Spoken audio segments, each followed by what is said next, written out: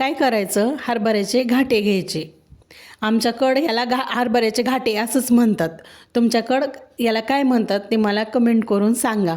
ह्या हरभऱ्याच्या घाट्यामध्ये पाणी घालायचं आणि ते स्वच्छ धुवून घ्यायचे. घाटे स्वच्छ धुवून झाल्याच्या नंतर कुकरमध्ये हे घाटे घालायचे.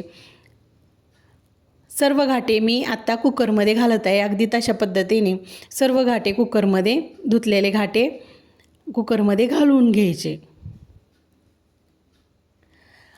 आणि आता मी सर्व घाटे कुकरमध्ये घातलेत. त्याला काय करायचं, जितके घाटे असतील त्या पद्धतीने त्यानुसार मीठ घालून घ्यायचं आणि हे मीठ पूर्ण घाट्यांपर्यंत पोहोचल अशा पद्धतीने हलवून घ्यायचं आणि कुकरचं झाकण बंद करायचं आणि कुकर गॅसवर मांडून घ्यायचं. कुकर गॅसवर मांडून घ्यायचं आणि कुकरची एक शिट्टी होऊन द्यायची.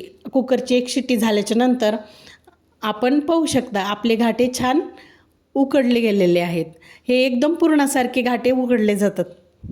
मी तुम्हाला काढून दाखवते बाउलमध्ये. पाहू शकता तुम्ही किती छान उकडले गेलेत हे घाटे. मी एक तुम्हाला फोडून दाखवते. त्यातला हरभरा किती छान शिजला आहे. हे घाटे खायला खूप छान लागतात.